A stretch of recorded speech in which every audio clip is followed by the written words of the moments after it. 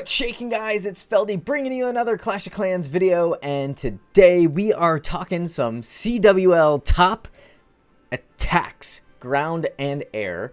And I want to first say a huge thank you to all of those who swing by the clan and say hello and show your support for the channel. That means a lot to me and to my clanmates. I know that it's always a humbling experience to kind of meet people all throughout the world.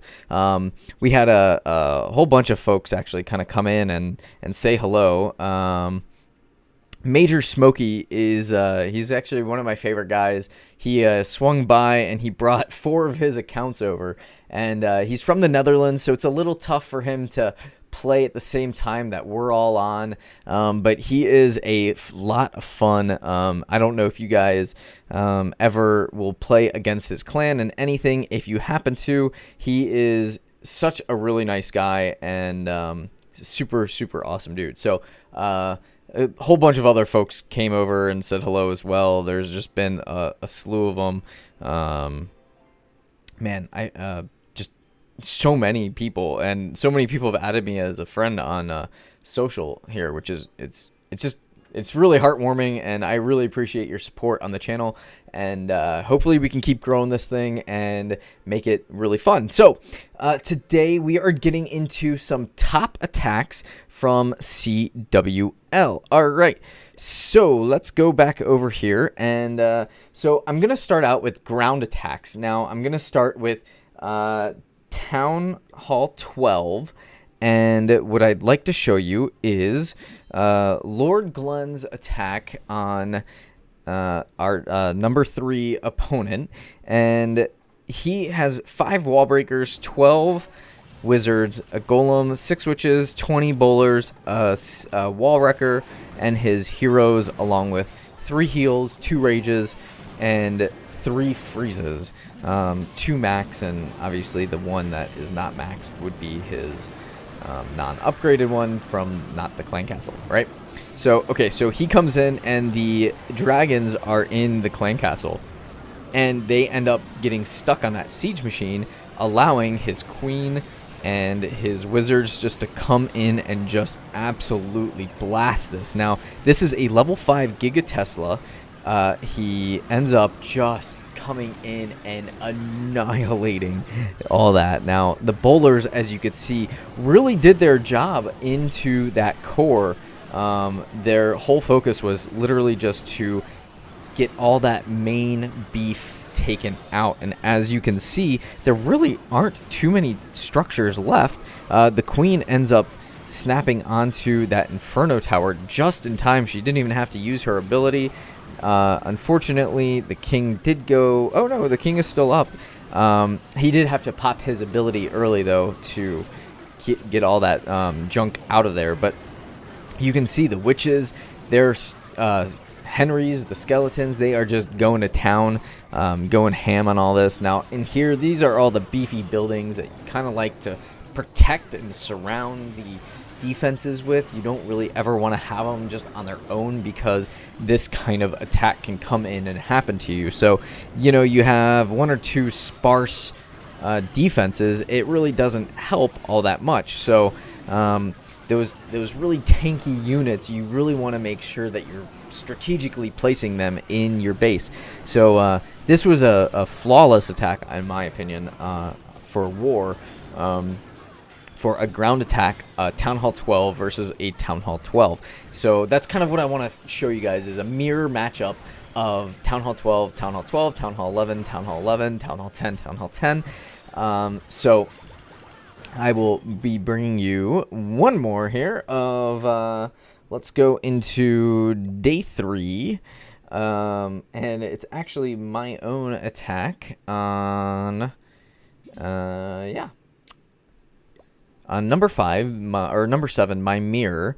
So I brought a golem, 15 bowlers, 8 witches, 11 wizards, and then kind of was just trying to do the same kind of thing that Lord Glenn just did. Was these bowlers in war can take out so many structures so quick, and what I really wanted to try to do is get my units into these surrounding rings here, you can kind of see they're just concentric rings, so they're not really, once you open up one wall, you can kind of go in and fix everything else. So I think I've shown you guys this attack in other videos, but what I really wanted to show was just the consistency of Town Hall 11 on Town Hall 11 3-star attacks. Now, I popped my Warden's ability maybe at a really inopportune time, but I kind of thought I want to keep these troops alive as long as possible, and I didn't really see any other way that they were going to make their way over together as a cluster to this little area without getting blasted. So luckily my queen was able to take out quite a good bit of damage on that Expo, and then my I think this is the one where the one witch kind of comes in and attacks the, yeah, she just barely misses. So that was kind of a fun video, but the Expo does lock onto that golem, and then the rest is kind of history. I am just going to kind of fast forward this since you guys might have seen this one before, and there we go. So the two witches come in and take out the town hall, and then the rest of the troops are under aura and just end up annihilating, although there was a very close call down over here. Let's kind of fast forward just a little bit. The tornado trap does come in and sweeps in all those Larrys, and then a massive big bomb, another big bomb, barely, Grand Warden barely is surviving, and luckily the bowlers end up kind of finishing it off. So that was a really heart-pounding attack for me, but very fun. And you can see ground is very viable in Town Hall 11. The funny thing is, air, we don't have any 3-star attacks by anybody from any clan this war. So that to me was very interesting. All right, so let's get down to day 7. And this one was, I'm trying to read my handwriting. Oh, it was pastes on number 14. So I just wanted to bring you a different kind of version. Again, this is kind of with some Pekkas in it. I thought, okay, these guys are all kind of clustered in these little boxes. If my Pekkas can kind of come in and maybe hit those walls, I can kind of end up getting a little bit more in terms of value for the unit. And that's kind of what I ended up doing. Was I delayed putting my Pekkas in so that maybe they could go different areas, but I did need to get my wizards in there to take out these clan castle troops, and sure enough, the siege machine was able just to knock open that last little enclosure that I really needed it to, and then sure enough comes my golem out of that clan castle, because I knew that those expos were going to be targeting onto whatever first walks into that area, and I knew that that golem was going to be the first thing to do it. So you got to kind of predict some of these things. Like, you got to be like 3 steps ahead of, like, okay, if I do this, this is going to happen. These units are going to be attacked by these units, and you kind of can formulate your plan from there. And you always kind of have to have those, like, oh crap moments of what do I do when this goes wrong. You might have seen my last video with the day 7 air attack by Feldy. He should have came in from the other way. At that point, you just don't have the answer because you've now wasted all your units. So sometimes it doesn't happen, but you know, most of the time you want to try to have a backup plan in place. All right, so sure enough, look at all the units still left. There's just plenty of firepower. My queen was hanging on by a thread. I did end up boosting all my heroes.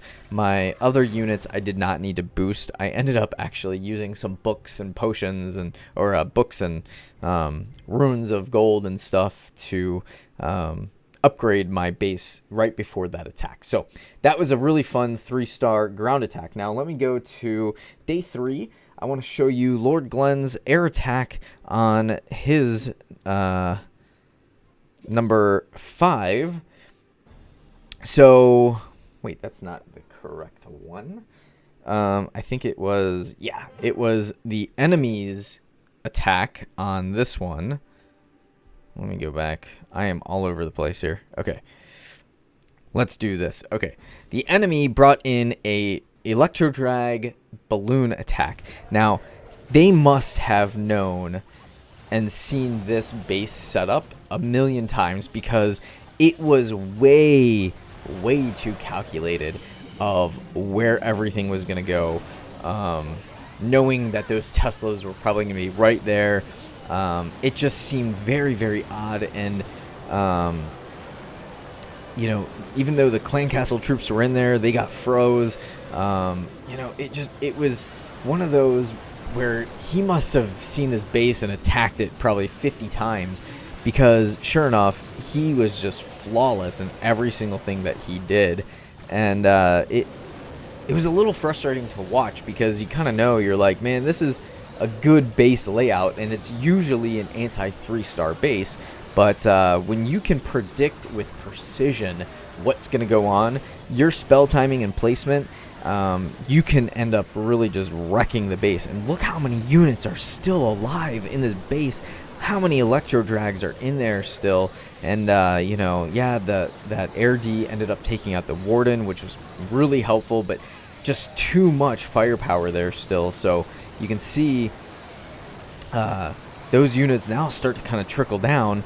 But sure enough, all those archers left, and the Queen being at 60, there was just no shot left for this base. So really nice attack by Barry Chung from, I don't know the clan's name pronunciation, but definitely a really nice 3-star against Lord Glenn, using that strategy. Now, if you have this base set up and you know you're going up against people in Clan War League, it might be time to switch up where the placement of traps and everything else are. Maybe even just tweaking one or two tiny things, bringing your air defenses closer to the town hall, doing something to mix it up will always yield a different result every single time. All right, I know I'm going a little bit long. Again, there is no Town Hall 11, but on day 5, Wolf ended up doing a 3-star against a Town Hall 10. And let's see here. Let's do this. Or this guy ended up...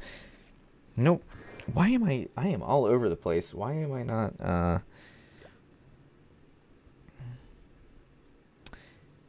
Dun, dun, dun, dun. Must have written something down wrong, but I will go back and check my notes on that. But let's see here. Day 7, Ice, he ended up doing a 3-star air attack. Now, this was a Town Hall 11, but I kind of claim it as a Town Hall 10. It really isn't that upgraded. He brought some lightnings in. He ended up killing out those 2 air Ds, and then he came in and just obliterated with his attack. So I'm going to just kind of 2 times the speed this, because I do want to keep this video within a normal time frame. So sure enough, he comes in. All these drags, they are just so strong in war. Drags are just, they are beasts, man. If you're Town Hall 10, drags can usually end up winning you every single time, especially if you bring in the right spells. They buffed the lightning spell so that hopefully you guys actually utilize that more, and are able to come in and just launch into air Ds and really take care of them. So you can see here, it was kind of a Town Hall 10 on a Town Hall 10, even though it was technically a Town Hall 11. Now, I want to know where my notes are here. I have day 5 with Wolf, and he did not end up 3-starring, so I don't know what's going on with that. Maybe, and that was not... This guy did not do that. So, all right, well, that basically is the top ground and top air attacks of our war. I can only bring you the content that is provided from our war, so I hope that helps you guys a little bit in your attack strategies. Until next time, Feldy, peace.